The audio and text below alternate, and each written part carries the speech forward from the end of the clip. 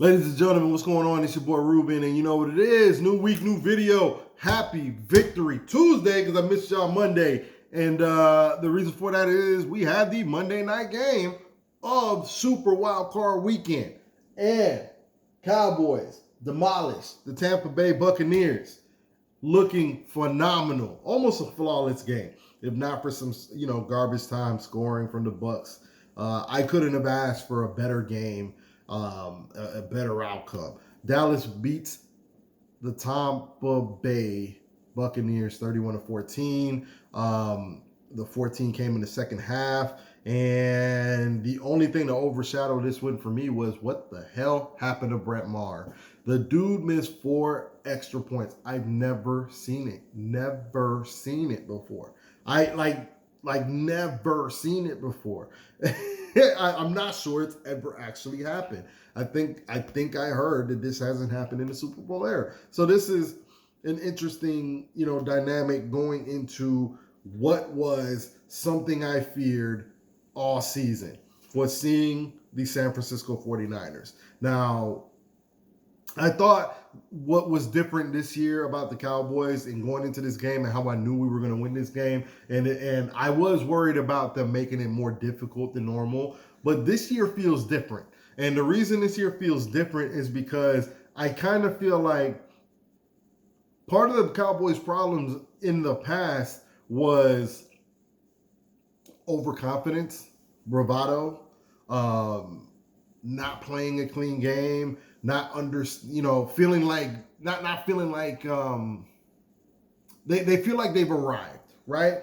And because there's a whole America's team shtick, and I think they buy into that shit a lot. And I love this team, but it's also something that I acknowledge has been a problem in the past, and it's a lot of the reason why we end up disappointed in the end is because we tend to come up short. Because for the longest, I feel like we've always had enough talent to be Super Bowl contenders, and yet we come up short.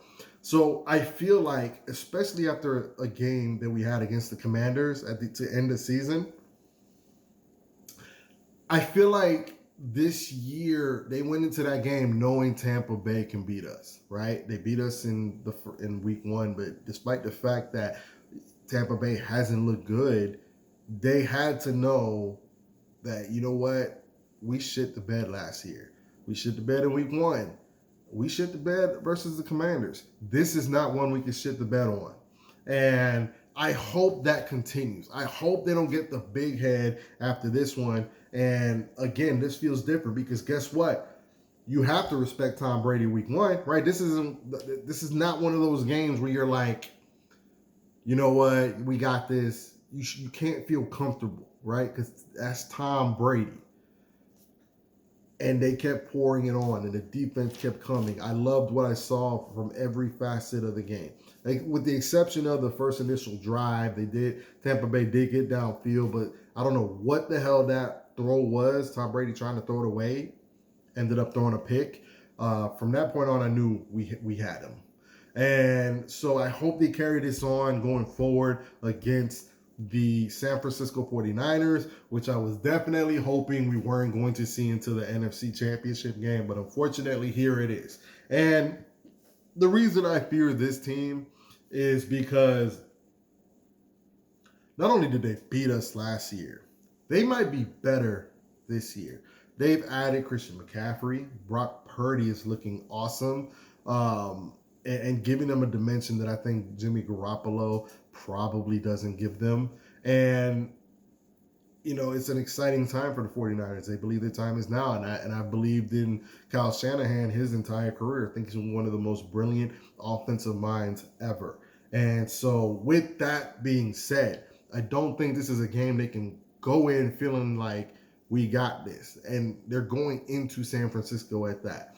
And, they know what people are saying about them. People are expecting them to fuck this up. And so I hope they keep that hunger. And I think Michael Parsons is ready. We have certain players that look like they want to, kind of etch their name in stone and create a name for themselves here and change the narrative of what it is to be a Dallas Cowboy. And I believe we have that now. And there's also a feeling of this is kind of the last dance, so to speak, for some of us. Because I think a lot of us know that we have a lot of things to figure out. Next year, what happens with Zeke? What happens with Tony Pollard?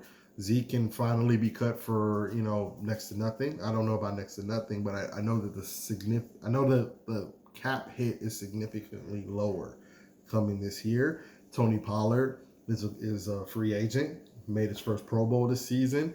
Tyron Smith, is it time to cut bait? What do we do there? We did draft Tyler Smith to replace him. Well, eventually replace him.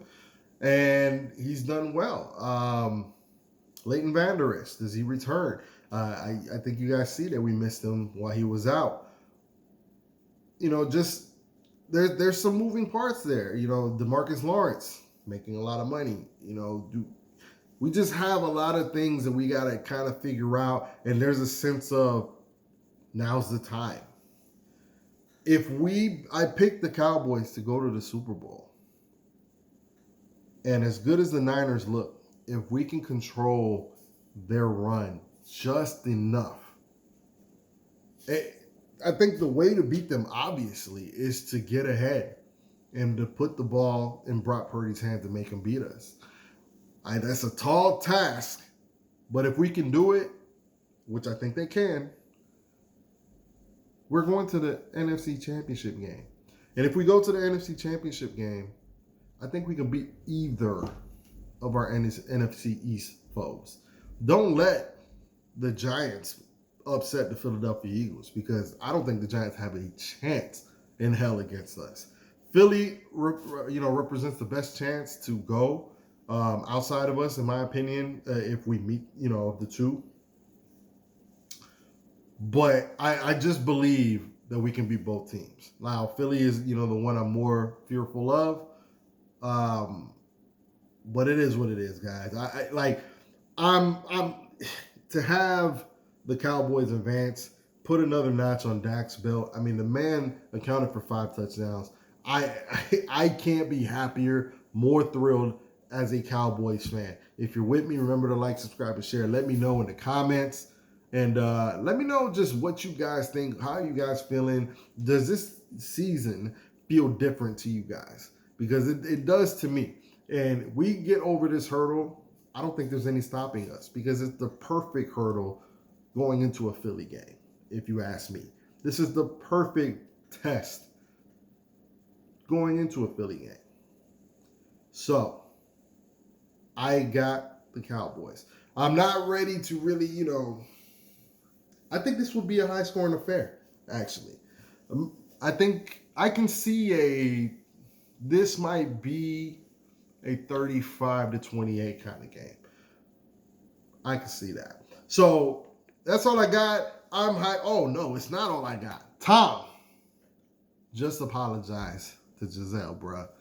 It's over, man. This wasn't worth it. This wasn't worth it, and you stayed 1 year too long. Let's not blame Tampa Bay, and I know they had some moving parts, and I know they weren't as good as before. But my eyes don't deceive me.